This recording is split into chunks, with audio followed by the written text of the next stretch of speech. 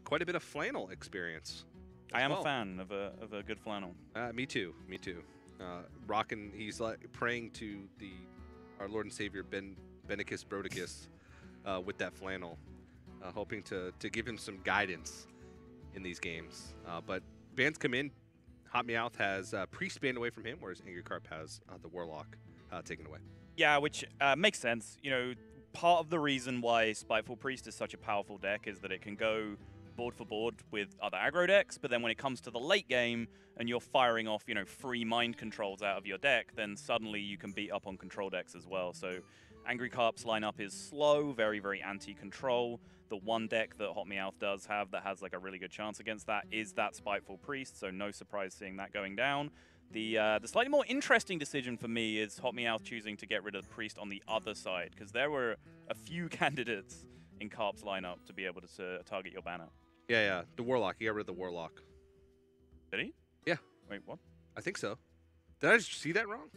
Pretty sure he One banned... of us did. HotMEOWTH banned the Priest from angrycarp. Right. Oh, no, banned the Warlock from angrycarp. TJ, please. I don't know. We'll see. We'll figure it out. You just threw me off completely. But the Warlock deck from angrycarp is sort of the very traditional Cube Warlock without N'Zoth. Just like lean, mean, Doomguard fighting machine. I like that.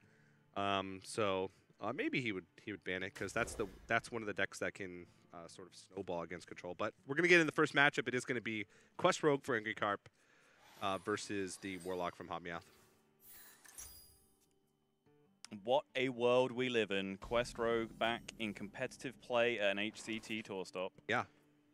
Yeah, I did just get word that angrycarp, his Warlock is banned. Okay. My bad. Gosh darn right, it's your bad. I apologize. Wow. TJ. That is a terrible hand for angrycarp. Well, I mean, you say that. There's nothing he's doing right now, but the vast majority of his deck are minions now that he just draws and can start bouncing, and he has the tools to do that and essentially get to a quest completion. What I would have said is that he wanted like a value minion to draw, not a glacial shard. Exactly, yeah. And he would be out of resources completely once that would take place, because you want to use that preparation either for Vanish or to tempo out your quest. And if he wanted to sort of tempo out his quest, if it was the only spell that he had in his hand, then that could get a little rough. But if he does pick up a few more value minions and maybe a Vanish, then he could get the ball rolling. But he's going to be not off to a very fast start. And now he's just thinking, well, do I want to start playing minions and bouncing them back to my hand? Or do I want to just wait to see if I get a more valuable minion to start bouncing, say a Novice Engineer, if he were to pick that off the top? So he's going to go. I think this is reasonable since it develops board as well. That Glacial Shard is actually a very good tool for you later in the game because it can buy you so much time against, for example, Mountain Giants being on the board. So it's something that you do want to have access to, but just developing the 3-2 here just seems like a reasonable plan of action in the first place. You might as well just bounce that shard once. I'll see Deccan. A shadow of its former self. Maybe not so much in this deck. To have such a good pal in Patches that now does no longer charges with him. But now angrycarp has basically shown that he is very invested in this Glacial Shard. So he's making progress to the quest. It's definitely not the minion that has the most value for bouncing back, but like you mentioned, it will have some targets with Mountain Giants and be able to stifle some of that pressure early. Yeah, he doesn't have like as many of the value minions as you used to in this deck anyway. Like it's not the old Firefly, Igneous Elemental, Swashbuckler kind of build. Of course, like various reasons why some of those minions are not making the cut anymore. The lack of patches being chief amongst them for the Swashbuckler. So it's really just like Novice Engineer that you can just go off on that will really keep your hand refilled all the time. So it's no great surprise to see him just commit like this, and he's really looking for like Cold Light Oracle, Mimic Pod, etc. from this point, just to refill. And of course, with the quest being 5 minions played now, you kind of have to have room in your list for more cards that allow you to gain additional copies. That's why you see Cylinder Shadow Dancer and Zola the Gorgon. Yes. Because you sort of need that little bit of extra gas when it comes to getting that final minion for the quest. AngryCarp doesn't really need it in this matchup as he already completes the quest. But now he's at that point where he is out of resources. And with the quest templed out, he's going to have to rely on the top of his deck to find him some additional resources. Yeah, and he's timed it very nicely to be able to, he went off on the right turn so that he would then be able to prep quest with perfect mana utilization, because he doesn't want to get to that turn where he just places stuff and then he's waiting for the next turn to quest, because Warlock will just eat that for breakfast. Like, they have so many options to just remove these small minions from the board. And then, as we said, like, it's not like old Quest Rogue where you have a handful of flame elementals all the time. Like, you need 5/5s on the board every turn. You need to keep playing them. You need to keep pressure. So I actually really like the way AngryCarp timed this, just to make sure that he had those 5/5s pressing. Now HotMEOWTH has to figure out a way to deal with this, and not a great one, actually. You can absorb some damage, or you can just play a big boy. And yeah, I was thinking maybe Doomsayer as well. Right, I'm kind of with you, because you're still going to be in the same position next turn, sort of. You have Mountain Giants to fight through, but you're taking a lot of damage. Doomsayer forces your opponent to just go face and do nothing, or kill your Doomsayer, and then your Mountain Giants have more value because your Doomsayer absorbed enough. And Cold Light Oracle, Novice Engineer to Cold Light Oracle, is a enormous pickup for AngryCarp, because that just gets in those additional tools, and Luga Warrior plus Southsea Deckhand is going to be a lot of damage coming at HotMEOWTH's face, if he even survives from board, which it doesn't even look like he may have an opportunity.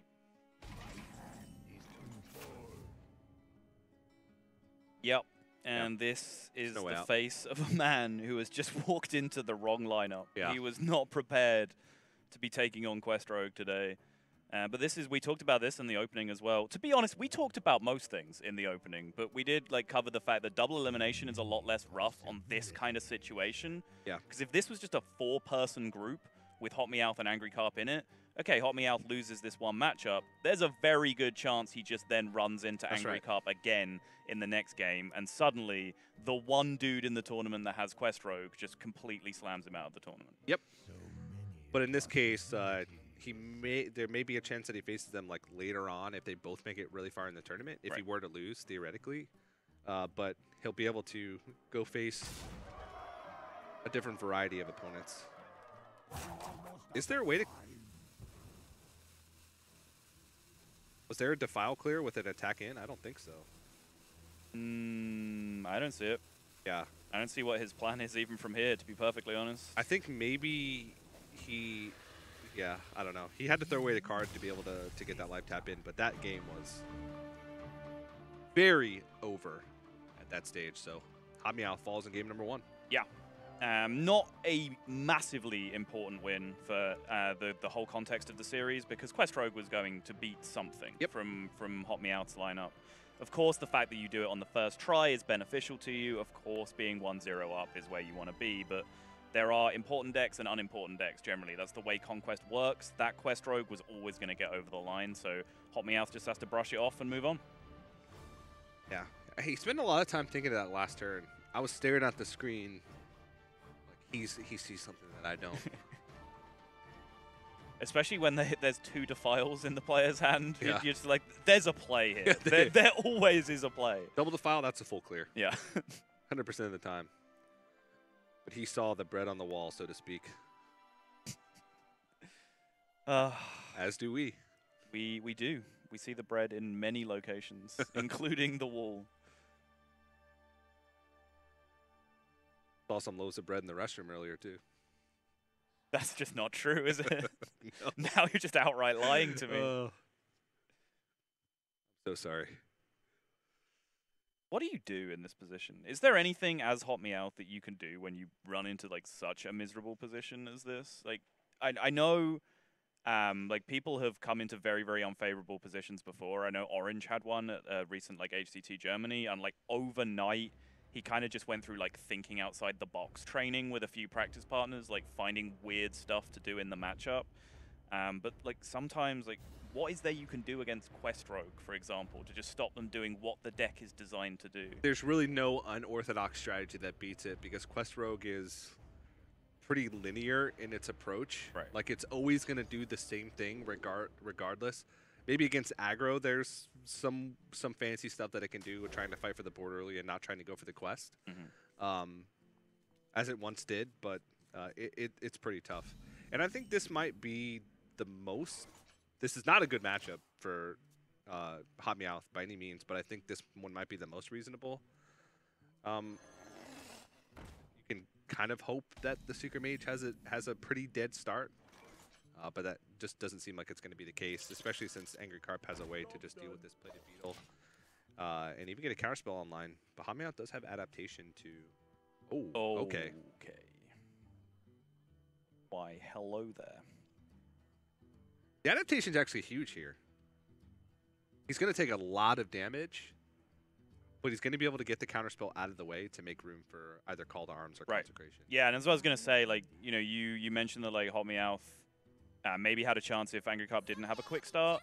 If Angry Carp does have any kind of quick start, Call to Arms is the card you need. Yes. Like it's just absolutely live or die in Control Paladin in a lot of situations, just to be able to generate that huge pile of stats, just to create board tension for like 1 turn, 2 turns, and then that's huge because you're 2 cards deeper in your deck. Then you're into a quality Consecration mana at that point. You're into Sunkeeper Tarim, all of your defensive tools, Spike Ridge Steed.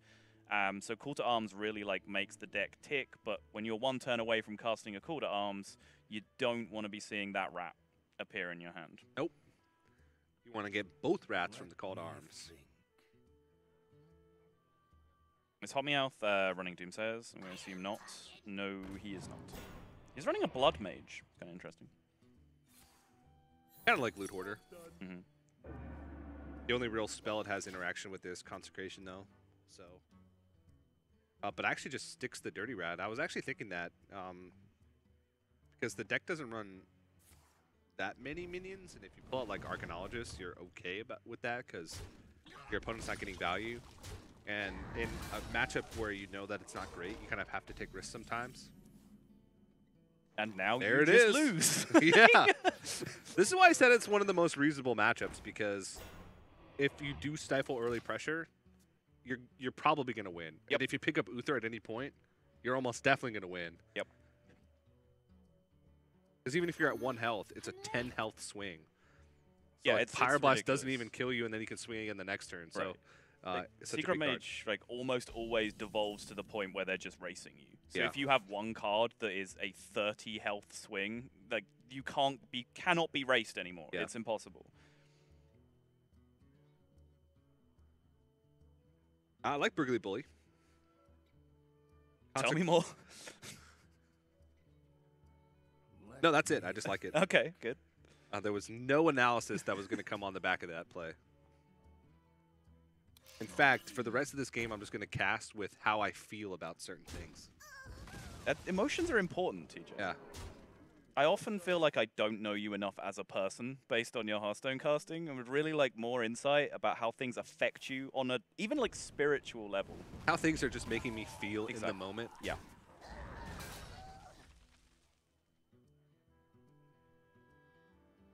Right now, I feel Paladin. Where on the spectrum of emotions exactly does Paladin lie?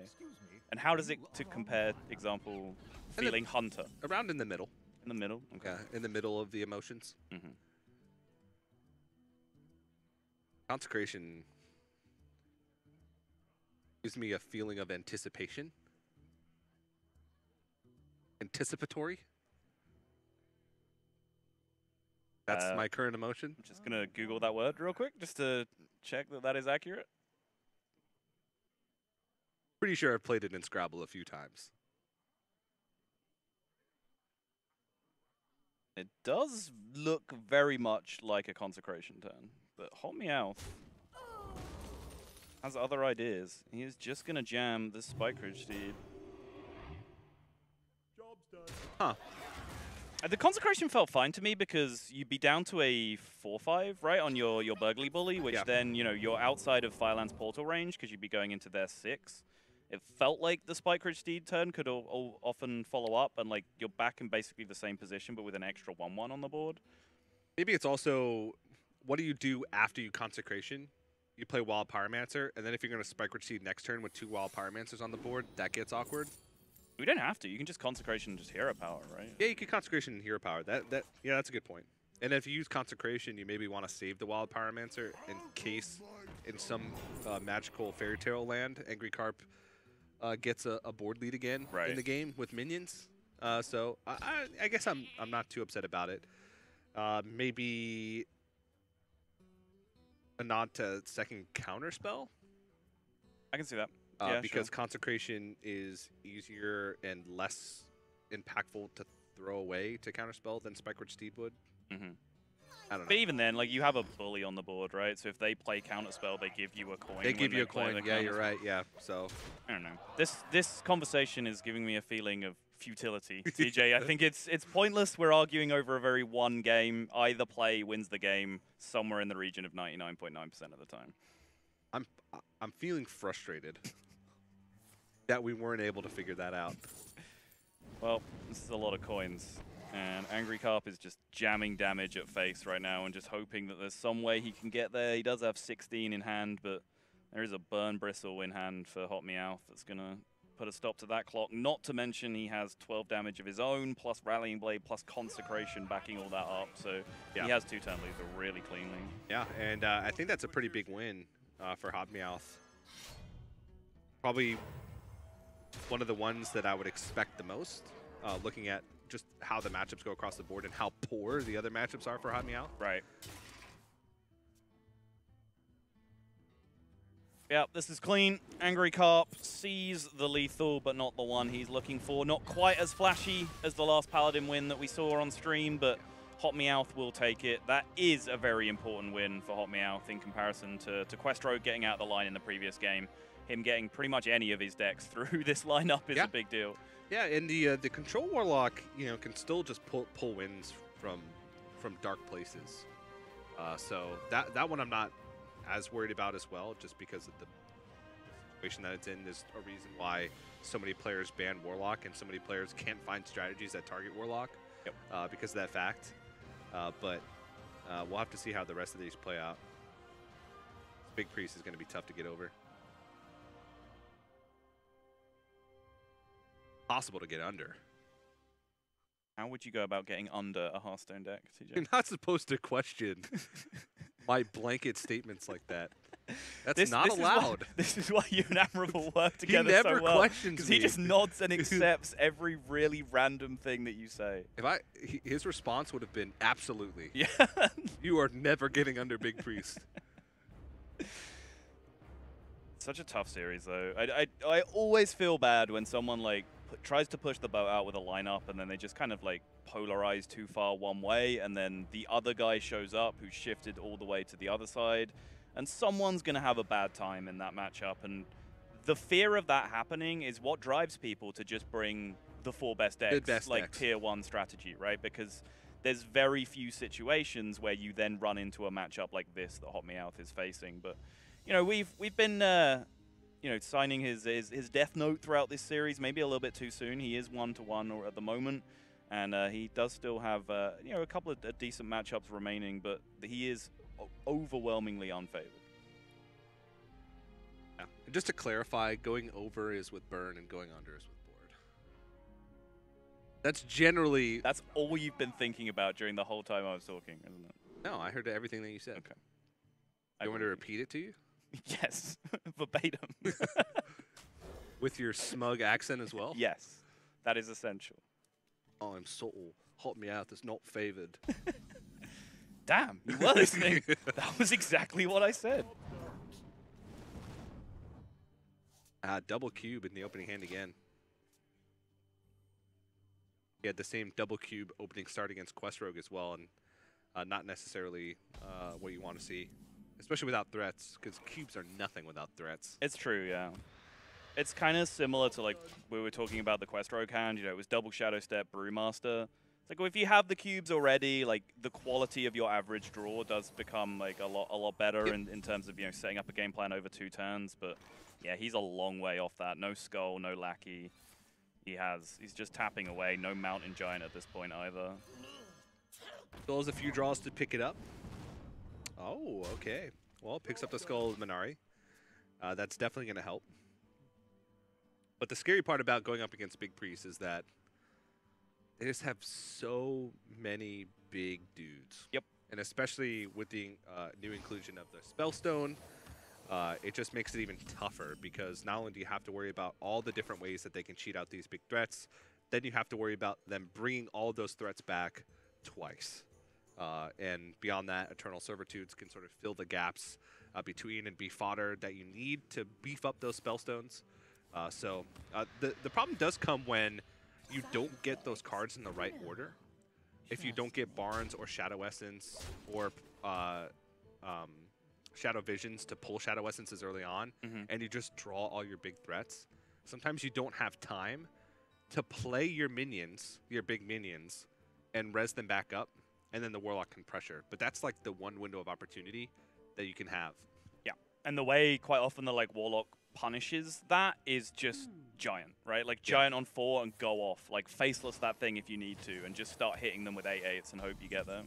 Yeah, but the thing about Priest is that it's just like 20 cards worth of removal, and then a bunch of big stuff and a bunch of ways to bring back the big stuff. So if they don't have big stuff early on, it's likely that they have the removal to be able to deal with your stuff. It's true. Where in this case, he has Angrycarp has double Shadow Word Death, so he'll be able to stifle that pressure. But HotMEOWTH getting in some chip damage, or sorry, some crisp damage. Thank you. For culturally I appropriating your language. Yeah, some crisp damage. Not just my language. You're in Australia now. You're in the turf of people that speak proper English. Actually, I think they were calling them chips. Oh, damn it. Or yeah, earlier. So sorry.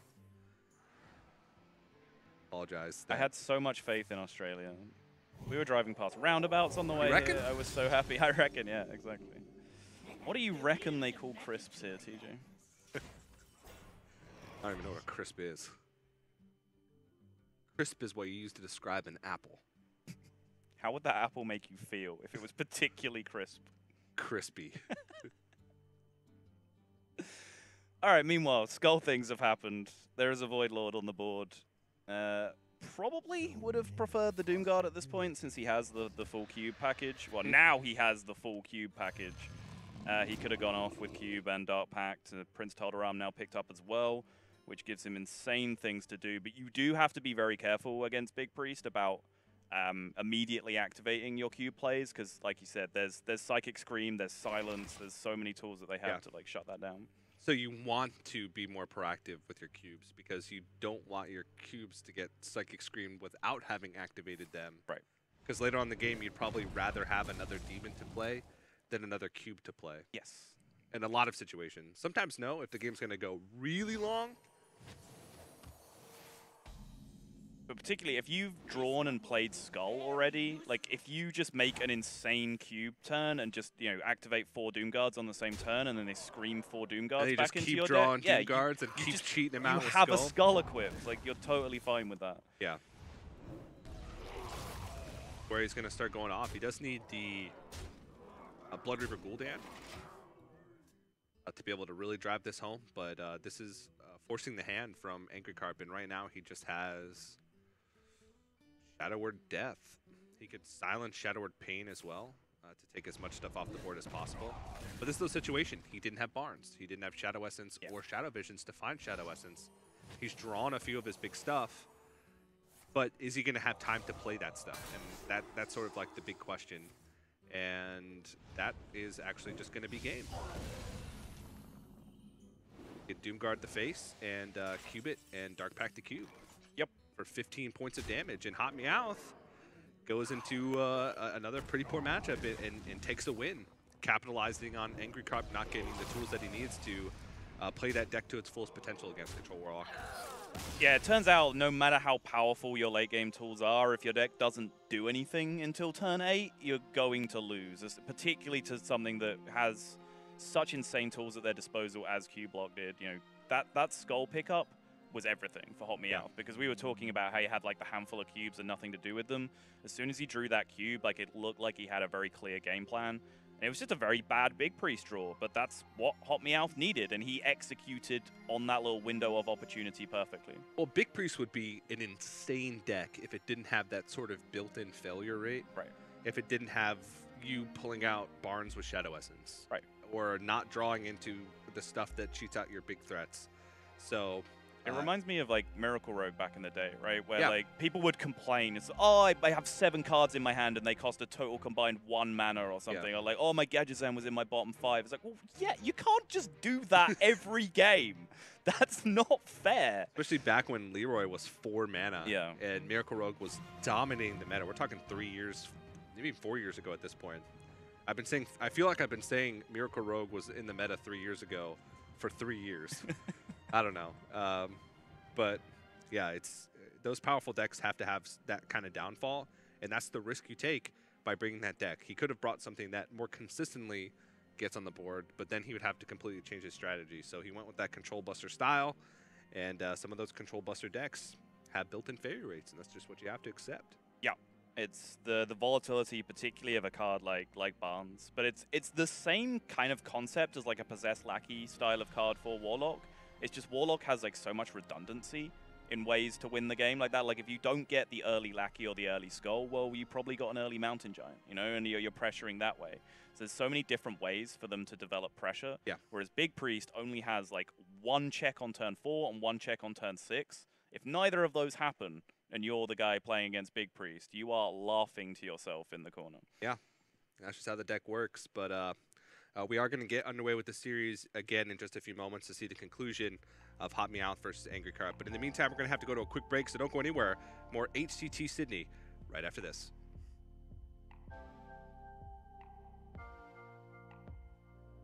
The Sydney HCT stop is proudly supported by McDonald's Australia.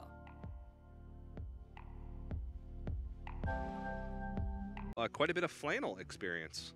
I am a fan of a good flannel. Me too. Me too. Rockin', he's like praying to our Lord and Savior Benicus Brodicus with that flannel, hoping to give him some guidance in these games. But bans come in. HotMEOWTH has Priest banned away from him, whereas angrycarp has the Warlock taken away. Yeah, which makes sense. You know, part of the reason why Spiteful Priest is such a powerful deck is that it can go board for board with other aggro decks, but then when it comes to the late game and you're firing off, you know, free mind controls out of your deck, then suddenly you can beat up on control decks as well. So angrycarp's lineup is slow, very, very anti-control. The one deck that HotMEOWTH does have that has like a really good chance against that is that Spiteful Priest, so no surprise seeing that going down. The slightly more interesting decision for me is HotMEOWTH choosing to get rid of the Priest on the other side, because there were a few candidates in Carp's lineup to be able to target your banner. Yeah. The Warlock. He got rid of the Warlock. Did he? Yeah. Wait, what? I think so. Did I just see that wrong? Pretty sure he One banned. of us did. HotMEOWTH banned the Priest from angrycarp. Right. Oh, no, banned the Warlock from angrycarp. TJ, please. I don't know. We'll see. We'll figure it out. You just threw me off completely. Quite a bit of flannel experience. I am a fan of a good flannel. Me too. Me too. Rockin', he's like praying to our Lord and Savior Benicus Brodicus with that flannel, hoping to give him some guidance in these games. But bans come in.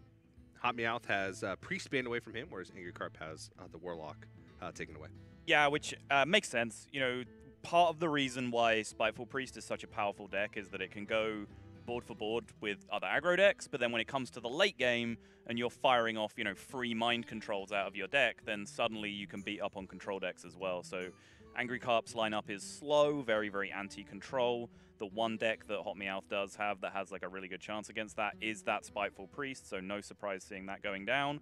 The slightly more interesting decision for me is HotMEOWTH choosing to get rid of the Priest on the other side, because there were a few candidates in Carp's lineup to be able to target your banner. Yeah. The Warlock. He got rid of the Warlock. Did he? Yeah. Wait, what? I think so. Did I just see that wrong? Pretty sure he One banned. of us did. HotMEOWTH banned the Priest from angrycarp. Right. Oh, no, banned the Warlock from angrycarp. TJ, please. I don't know. We'll see. We'll figure it out. You just threw me off completely. Quite a bit of flannel experience. I am a fan of a good flannel. Me too. Me too.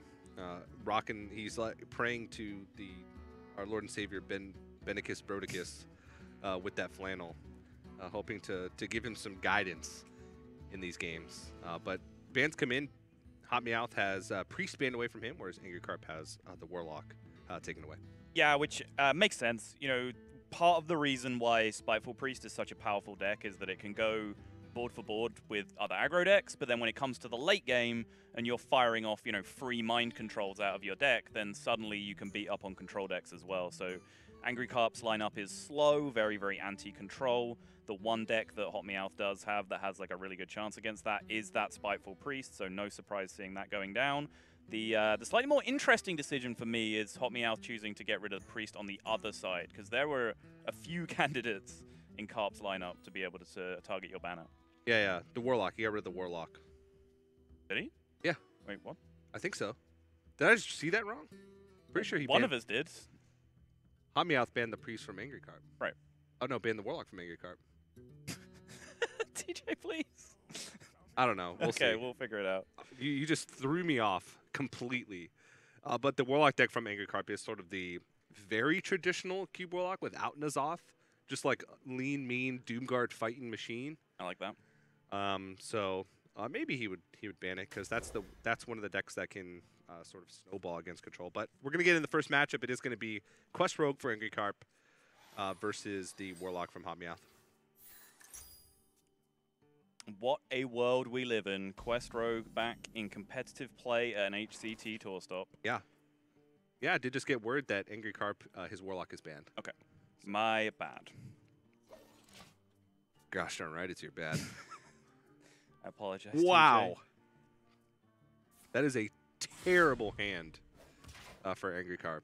Well, I mean, you say that. There's nothing he's doing right now, but the vast majority of his deck are minions now that he just draws and can start bouncing, and he has the tools to do that and essentially get to a quest completion.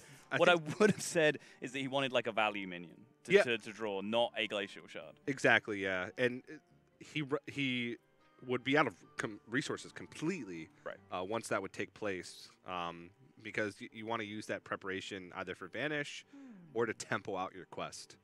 And if he wanted to sort of tempo out his quest, if it was the only spell that he had in his hand, then that could get a little rough. But if he does pick up a few more value minions and maybe a Vanish, then he could get the ball rolling. But he's going to be not off to a very fast start.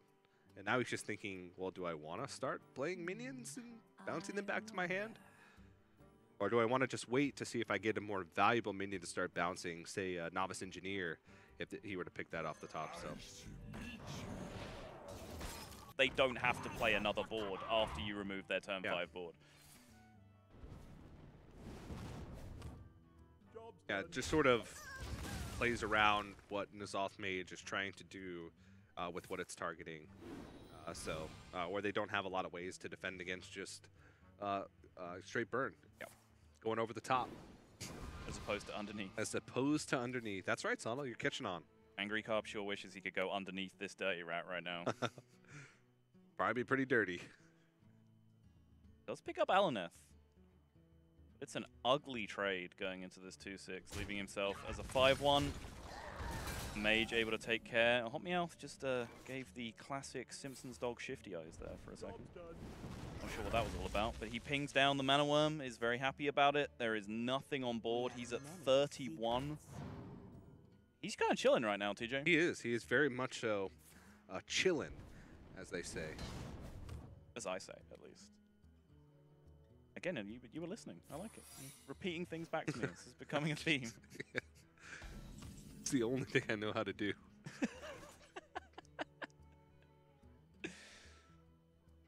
I feel like it helps me form a bond with you, you know? It's called personality mirroring. Personality mirroring, yeah. It reminds me of a part from The American Office where Andy says, I'll become the number 2 here in a short time. Yep. Personality mirroring, never breaking a handshake. I forgot the third one, which is embarrassing because I've watched it like 6 times. I did too. Yeah, I've watched it really recently as well. Yeah. I can't remember what the third one is. Tweet us, please. Yeah, Hashtag but- HCT. But personality mirroring is one of them, and that's the important part because it allows us to segue. Curator lands from HotMEOWTH, which is a somewhat recent development in this deck. It wasn't in like the first list that started to make a splash with N'Zoth Mage, although Tic Tac may correct me on this, as he is writ to do. This makes sense because there's actually not many death rattles in the deck for N'Zoth, and Curator pulls like some of the only death rattles with Plated Beetle, with the Beast, and Syndragosa with the Dragon, which summons the 2 death rattles.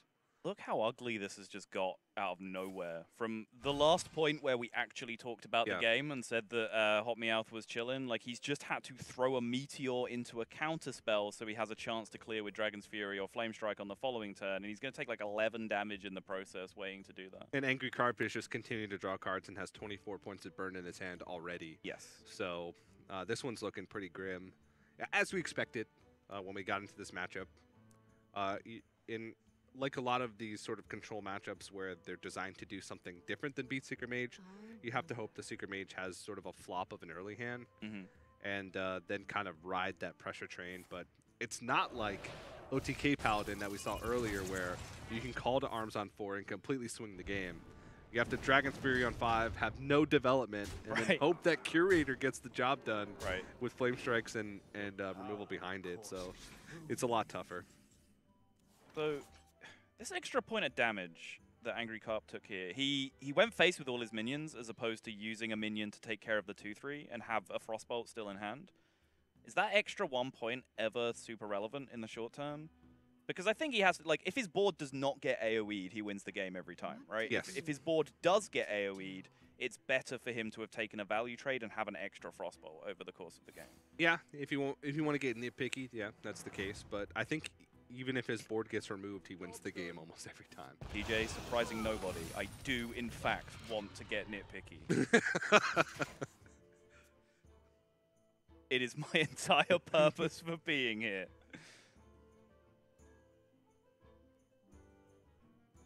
Dirty nitpicker.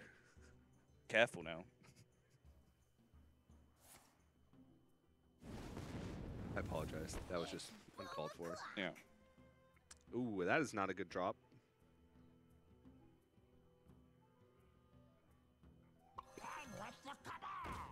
It almost is irrelevant at this point, like the minion that comes out of the Firelands portal, though. Like, it's the only thing Angry Carp will be worried about, like low rolling off that, is board presence plays from HotMEOWTH that keep him alive, like N'Zoth and Alexstrasza. Unfortunately for him, his hand contains both of them, but the Potion of Polymorph does still take care of the 5/7 at least. If HotMEOWTH is able to pick up Ice Block,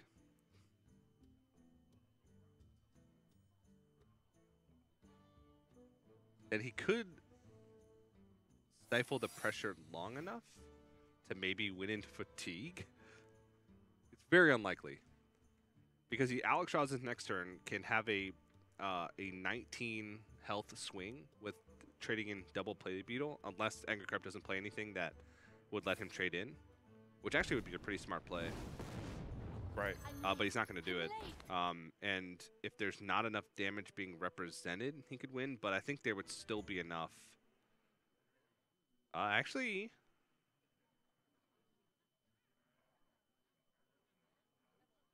but this would be smart if he could get rid of the armor totals beforehand. Yeah, he can kill one first and then still push through enough damage to pop the block afterwards. So he might as well take care of it. Actually, you know, it's 3 less damage that he has to do in the long run, which of course makes sense. Yeah. Does mean he pops at 2 instead of 1 though by doing that first, but that doesn't really matter when you have a hand full of Pyroblasts and Firelands portals. Yeah, I mean, I guess since one of that health is armor, Alexstrasza like still gains like that 1 additional health, but I just don't think it's enough. His next draw would have to be Ice Block, and then I still don't think the Fatigue would line up, because it would be 8 draws from that point. 1 natural draw plus 3 at the end of each turn. Yeah, the cute part is if you can line up a way to Alexstrasza your opponent, you only have to let them hit themselves with the 4/5/6, which is, you know, like 2 turns into Fatigue and they kill themselves. But he needed to defensive Alexstrasza this turn. Although, was there an Artificer play with Flame Strike that could have theoretically kept him alive? No, right? Because of the secrets. There's no way he could have like there's no two secret combination that would have let him play Artificer and Flame Strike the board successfully. But Angry Carp takes it. It got a little dicey there at the end. HotMEOWTH had like a few fringe case scenarios where he might have been able to just let Angry Carp die to fatigue if he could have survived for one more turn, but I just don't think there was like kind of a mathematically possible way for him to do it. So now we're going to game number 5. Yeah, and it was an I mean, we gave 5, 6 different reasons why Secret Mage is strong in that matchup. One we didn't even talk about ended up really being the game-deciding one, which is Counterspell. Yes. Like, Counterspell being a card in Secret Mage, like, this is a deck that's kind of born out of Big Spell Mage, which was originally being played, so your deck is so expensive in terms of things that you can use to proc Ice Block. Proc Counterspell. One of the only cheap things you can use being Ice Block, which is not a card that you want to throw away to do so.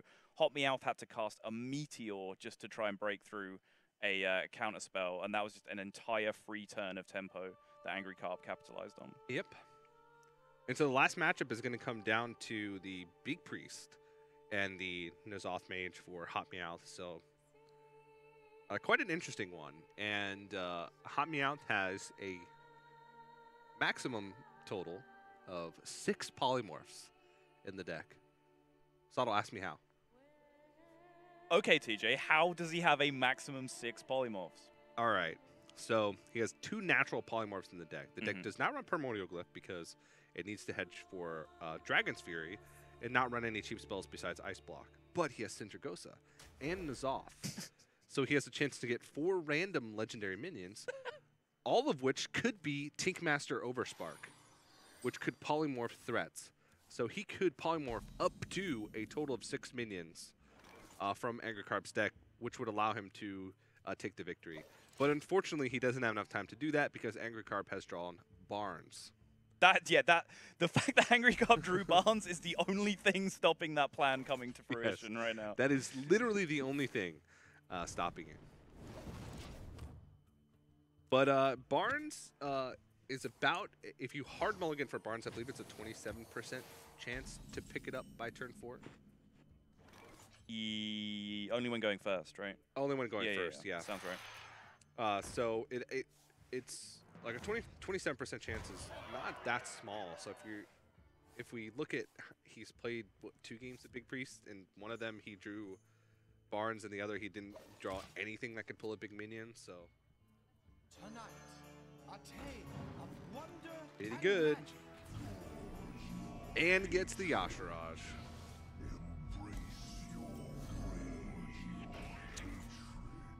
Well, yeah, that's really tough because now Polymorph does almost nothing because he polymorphs one of the Yashiraj. Right. The other one dies. He can still return it with Eternal Servitude and keep pulling big minions out of his deck. So not looking good for HotMEOWTH. And Sindragosa is still 4 turns away. Exactly. The idea of polymorphing in this matchup is not that you're removing a huge threat from the board. Like, yes, that's the surface level of it, but the real thing that helps out in the matchup is that you're taking important minions out of the revive pool. Yes. No matter what happens here, Yashiraj goes into the revive pool, which means he's going to have to deal with just another Yashiraj on the following turn, and then just probably Yashirajas for the rest of the game. It's devastating for HotMEOWTH, that particular combination of minions coming out from Angry Carp. And it's also kind of the worst one, it being Yashiraj as opposed to the Obsidian Statue or Lich King or Ysera, is that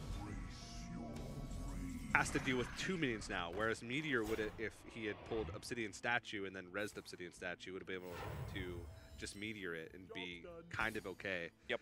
But now he just has to throw removal at this, and again, Big Priest, the modern Big Priest is not like the Big Priest of old where it would just have Eternal Servitudes and big stuff, and then once you ran them out of stuff, you won the game. Right. They have the Spellstone, which can just bring all of those back. At a certain point, it does take some ramping up time, but at a certain point, it is just going to get you.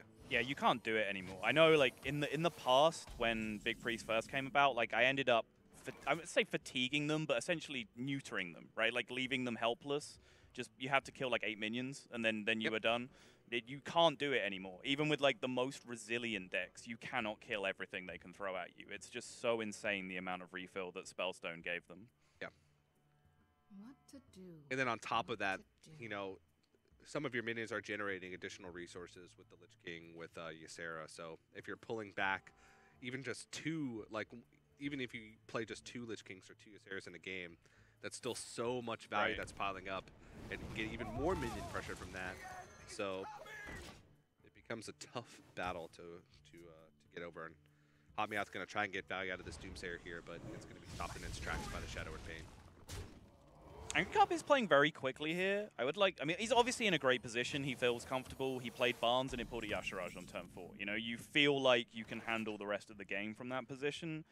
But in matchups like this, small decisions that you make that like seem really obvious can have very, very far-reaching implications.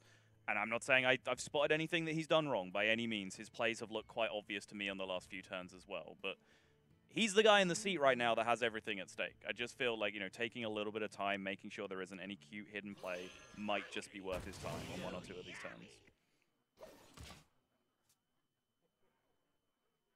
I don't think there's even much that Skulking Geist gets rid of. Potion of Madness, potentially, in the deck. Pint-sized just potion. the pint-sized potions. Yeah, just the pint-sized potion. So not really too big of a deal. But it's going to be able to pick up both of these targets with Meteor plus the ping. So still stifling that pressure, but there's a lot to still get through as angrycarp has just minions to play over the next few turns. I dream and the world trembles. Just a thing. A huge, obnoxious thing every single turn. And HotMEOWTH has used 1 polymorph. He only has a maximum of 5 remaining in his deck, right, TJ? Is that correct? Maximum of 5. Yeah, okay, thank you. That's right. Just making sure I'm keeping track. There aren't any minions left in the deck for angrycarp. Because he pulled out 1 Obsidian statue, has the second one in his hand. Ysera's been played, and Lich King's been played. So I believe that's all the minions. And he played Barnes on 4. Obviously. And he played Barnes on 4. And Spellstones haven't been in his hand, so he hasn't been able to ramp those up with spells. Right. So maybe that could be one saving grace for HotMEOWTH if the Spellstones come late enough. Maybe HotMEOWTH would have stuff online to be able to kind of get through that or have like pressure of his own. But there's just so many tools from Big Priest to get rid of that. With Psychic Scream as a huge one to deal with Sindragosa because you're killing off the Death Rattle minions with a Frozen Champions. That sounds right. Could have just made something up. I'm pretty sure it is Frozen. I'm pretty sure it is Frozen Champion. Okay. Gonna dream the Sindragosa back. Shadow Visions was a great pickup. He does want to go fishing for that Spellstone, as you mentioned. It's the one thing I did want to mention about the Skulking Geist is that killing the pint-sized potions, because angrycarp hasn't yet drawn his Spellstones, just killing 2 spells from the deck is actually relevant. Yeah. If they came later on, but that Shadow Visions means that he's probably just got that Spellstone just in time. That he's going to be able to keep pressure up. And HotMEOWTH there chose to play Sindragosa. There was an opportunity, I think, like certain combinations of a Lich King card plus an Ysera card would have killed him in that position, but he took the risk. But now he is at risk of dying unless he plays some sort of defensive tool. Ice Block or Alexstrasza, because there's a Death Coil in hand. So Death Coil plus just the natural attack from Ysera would do it. So HotMEOWTH has to develop Ice Block here, and I think he realizes that while he may be able to get away with not playing around 2 damage cards from Ysera / Lich King, he definitely can't get away with playing around just 1. Or not playing around just 1. Right. Yeah, particularly when, like, even Frostmourne is now in there that'll do the job as well. Like, seen 1 Ysera card get used with the Dream, so he knows there's only 1 of those in hand, but still, the odds aren't particularly in his favor.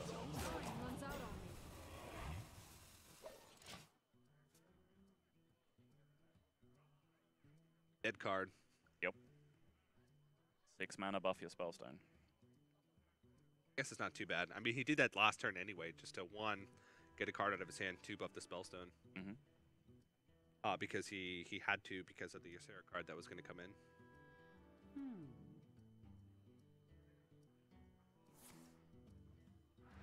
Embrace the Going to Embrace Circle just to clear and connect with face it. And then that using Death Coil will let him pop. Yeah, he could have done that with like Shadow or Pain as well.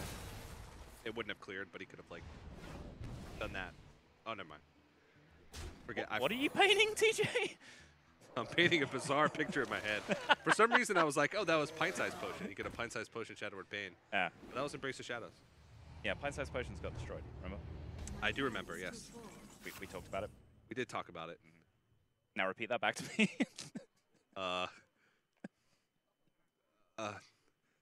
He could have Shadowward Pain? I don't know.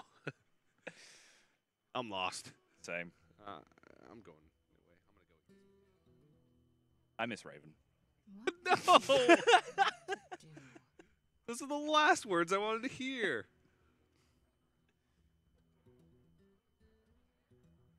He's pretty thoroughly dead. Alex draws it back up. But that will be enough with the Nightmare for angrycarp. And HotMEOWTH, despite looking like he had hope in the series going up to a 2-1 lead, just wasn't able to get it done over a lineup that was very much so designed to counter the type of lineup that he brought to the tournament. So kind of unfortunate for him that he ran to angrycarp, but a good read from angrycarp in bringing a lineup that he thought would be good in this tournament. Nice play overall, allows him to move on to the winner's bracket. Yeah, I think the more telling point for angrycarp going forward is how his lineup fares against like those 2-2 lineups.